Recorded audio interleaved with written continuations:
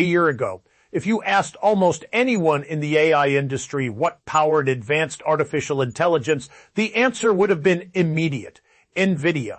Whether it was training massive language models, running data centers, or building the next generation of AI systems, Nvidia's GPUs sat at the center of everything.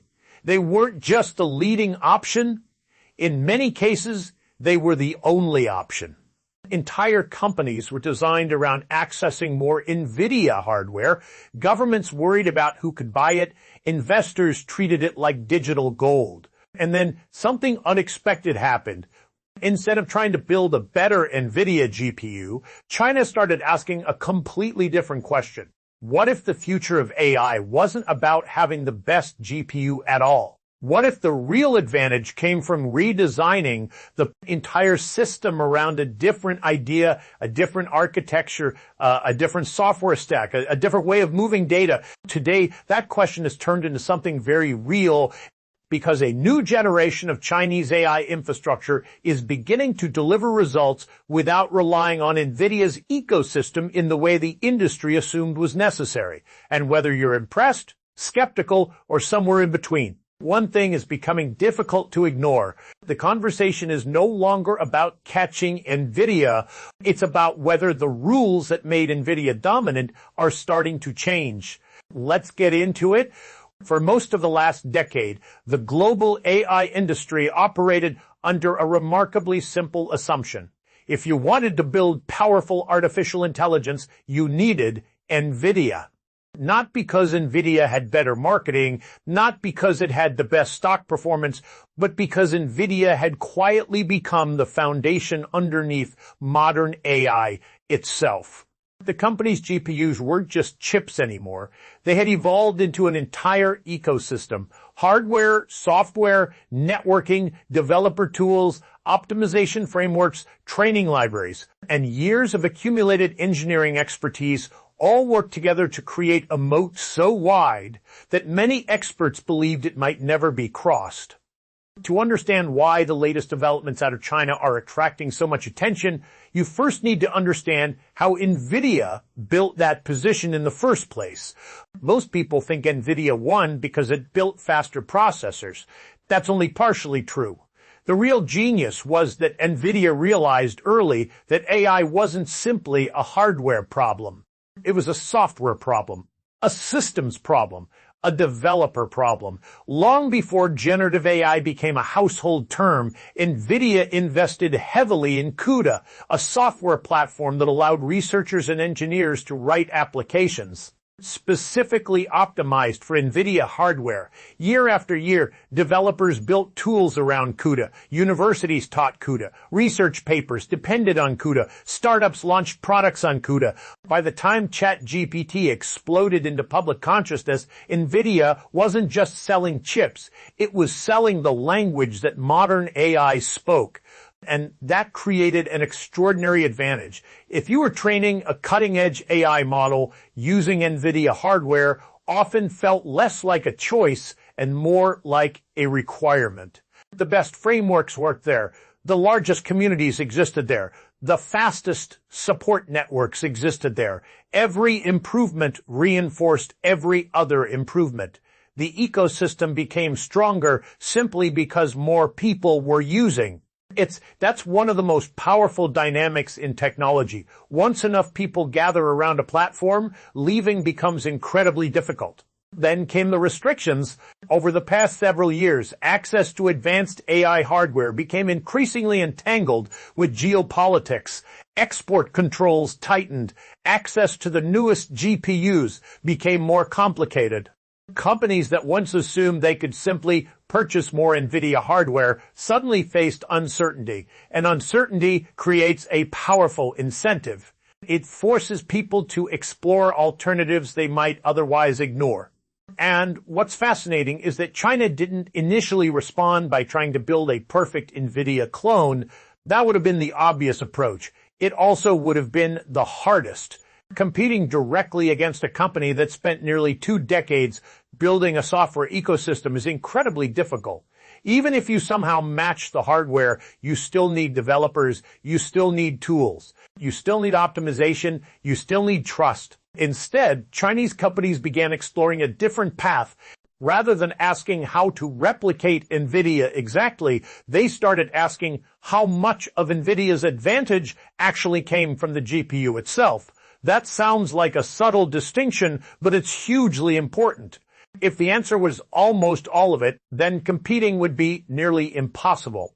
But if part of Nvidia's dominance came from assumptions built into the industry's workflow, and then perhaps those assumptions could be challenged, think about it like this. Imagine an entire transportation industry built around one type of engine. For years, everyone assumes the engine is the reason the vehicles are successful. But eventually someone realizes that much of the performance comes from the roads, the logistics systems, the maintenance infrastructure, and the way the vehicles are organized. And suddenly, the problem isn't building a better engine.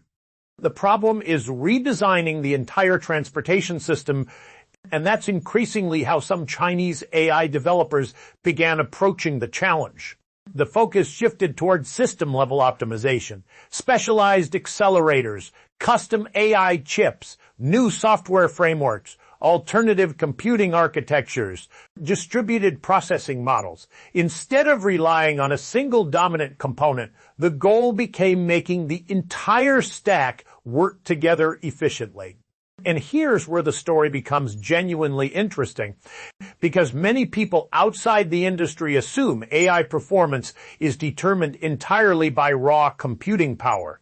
In reality, moving data is often just as important as processing it.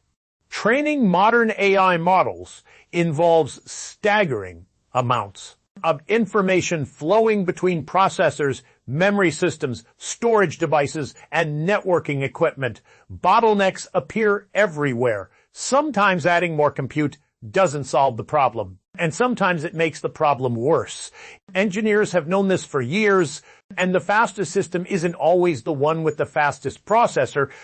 The fastest system is often the one that moves information most efficiently. This realization opened the door for a different kind of competition. Instead of competing chip versus chip, companies could compete architecture versus architecture, and that is exactly where some of China's newest AI efforts began focusing their energy. One thing I find fascinating about technology races is that they often look completely different from the outside than they do from the inside. Headlines tend to focus on dramatic breakthroughs, bigger numbers, faster chips, new products, but engineers frequently obsess over entirely different things. Latency, bandwidth, efficiency, power consumption, reliability. The details rarely make headlines, yet those details often determine who wins. And if you've made it this far into the video, I'd actually love to hear something from you. When stories like this appear in the news, do you see them primarily as technology stories or as geopolitical stories? Because the more I research this industry, the harder it becomes to separate the two. Let me know what you think. I genuinely read through those perspectives because they're often more thoughtful than people expect. Now, another reason this shift matters is timing. The AI boom has created demand levels that would have seemed absurd just a few years ago. Data centers are expanding at extraordinary speed. Companies are spending billions on AI infrastructure. Governments are treating advanced computing capacity as a strategic resource. In an environment like that, relying on a single supplier becomes risky, regardless of how good that supplier is. That's not a criticism of Nvidia, it's simply a reality of scale. Whenever demand grows faster than supply, alternatives become attractive. Whenever access becomes uncertain, alternatives become attractive. Whenever costs rise, alternatives become attractive. And whenever a market becomes large enough, someone inevitably starts searching for a different way to solve the problem.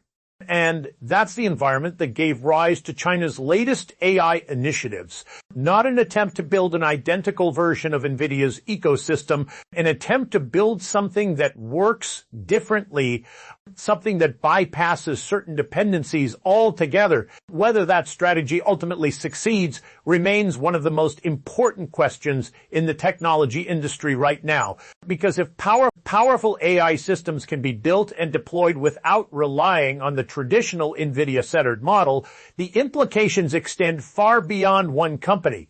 They could reshape investment decisions, supply chains, research priorities, and even the future direction of AI development itself. And the most surprising part is that the technology making this possible isn't necessarily a breakthrough in raw computing power. It's a breakthrough in how the entire system is organized. And that's where the story gets really interesting. The reason this story is attracting so much attention isn't because China has suddenly built a single miracle chip that outperforms everything Nvidia has ever created. That's not what's happening.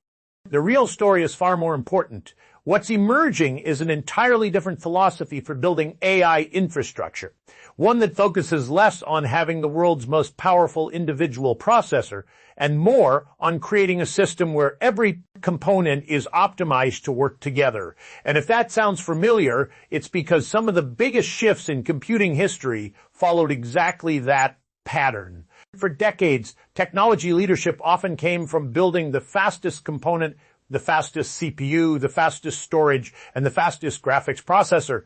But modern AI has changed the economics of performance. Today's frontier models aren't limited by one piece of hardware. They're limited by the interaction between thousands or even tens of thousands of components operating simultaneously. The challenge is no longer simply computation. The challenge is coordination. Imagine trying to run a massive orchestra with 10,000 musicians. Giving every musician a better instrument helps, but eventually the bigger challenge becomes keeping everyone synchronized. The conductor matters. The sheet music matters. The communication system matters. The organization matters. If those pieces fail, the quality of the individual instruments becomes less important. That's increasingly true in AI. The most advanced AI systems now operate across enormous clusters of hardware. Information is constantly moving between processors. Data must be stored, retrieved, distributed, and synchronized. Every inefficiency creates delays. Every delay multiplies across the system.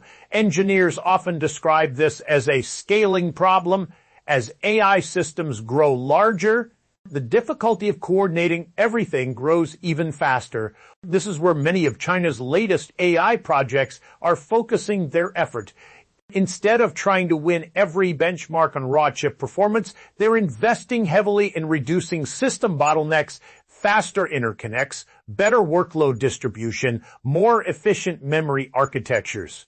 Optimized software frameworks, AI-specific accelerators designed around particular tasks rather than universal computing. And the result is something surprising. In certain workloads, systems built around less powerful hardware can sometimes achieve results that appear disproportionately strong compared to their individual components. Not because the hardware magically became faster, but because the system wastes less time waiting for itself. And that's a subtle distinction, but it's incredibly important. Throughout technology history, some of the biggest breakthroughs came from improving efficiency rather than brute force performance. Sometimes the winner isn't the machine with the biggest engine. It's the machine that uses its engine most effectively. And that's exactly why Nvidia's position, while still extraordinarily strong, is facing a different kind of challenge than many people expected. For years, most analysts assumed competitors would attack Nvidia directly, build faster GPUs, build cheaper GPUs, build GPUs with more memory. Instead, some competitors are increasingly trying to reduce the importance of the GPU itself. That's a very different strategy. If successful, it changes the competitive landscape entirely. Now, before anyone rushes to the comments saying Nvidia is finished, let's be realistic. Nvidia remains one of the most powerful technology companies in the world. Its ecosystem is enormous, its engineering talent is extraordinary, its software advantage remains significant. Millions of developers continue building on its platforms. Some of the most advanced AI systems ever created still relied heavily on Nvidia hardware. That reality hasn't changed, but what has changed is the assumption that there is only one path forward. And once alternatives begin demonstrating real-world results, even if those alternatives aren't perfect, the market starts paying attention. Because technology industries rarely stay static. What looks unbreakable often turns out to be vulnerable in unexpected ways. The biggest weakness of dominant platforms is rarely technological inferiority. It's usually dependency. The larger a platform becomes, the more assumptions get built around it. Those assumptions create strength, but they can also create rigidity. Competitors often succeed not by beating the leader at its own game, but by changing the game entirely. That's why this story matters. Not because Nvidia suddenly stopped being important, not because one announcement changed the balance of power overnight, but because the conversation itself is changing. A few years ago, asking whether advanced AI could be built without heavy dependence on Nvidia would have sounded almost absurd. Today, serious engineers, investors, policymakers, and researchers are actively exploring that possibility. And once a possibility becomes credible, enormous resources start flowing toward it. One thing I always find fascinating is how quickly narratives can flip in technology. A company can spend years building what appears to be an insurmountable lead, only to discover that the next phase of innovation rewards a completely different set of strengths. History is filled with examples. Mainframes gave way to personal computers. Desktop computing gave way to mobile devices. Traditional software gave way to cloud platforms. Every transition looked impossible until it was already happening. That doesn't mean the current transition will play out the same way, but it does remind us that dominance and permanence are not the same thing. If you've enjoyed this deep dive so far, and if you're someone who likes looking beneath headlines rather than just reading them, consider subscribing. Not because subscriptions are numbers on a dashboard, but because these conversations are more interesting when they're shared with people who are genuinely curious about where technology is going. Some of the smartest observations I come across are buried in comments from viewers who see angles I completely missed. And speaking of comments, I want your honest perspective on something. If a company builds the most advanced ecosystem, but another group finds a way around it, who actually wins? The original innovator who created the standard, or the competitor who proves the standard isn't the only path? There isn't an easy answer, but it's exactly the kind of question that shapes entire industries. Here's what I think is the biggest takeaway. The future of AI may be less about individual chips and more about complete systems, less about isolated components and more about integration, less about raw power and more about efficiency, coordination, and architecture. And if that's true, then the companies and countries that succeed won't necessarily be the ones with the single fastest processor. And they'll be the ones that build the smartest overall platform. And that's why China's latest AI efforts deserve attention. Not because they've already won, not because Nvidia has already lost, but because they've demonstrated something many people thought wasn't possible.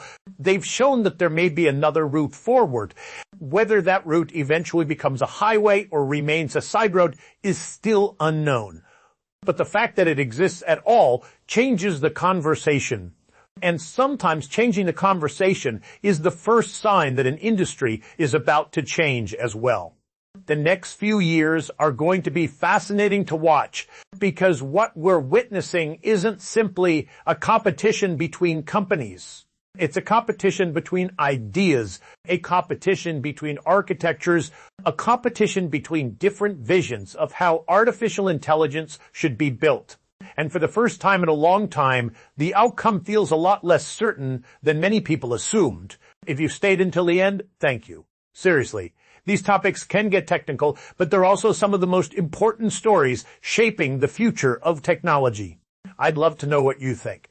Do you believe Nvidia's ecosystem remains too strong to challenge, or do you think we're entering an era where alternative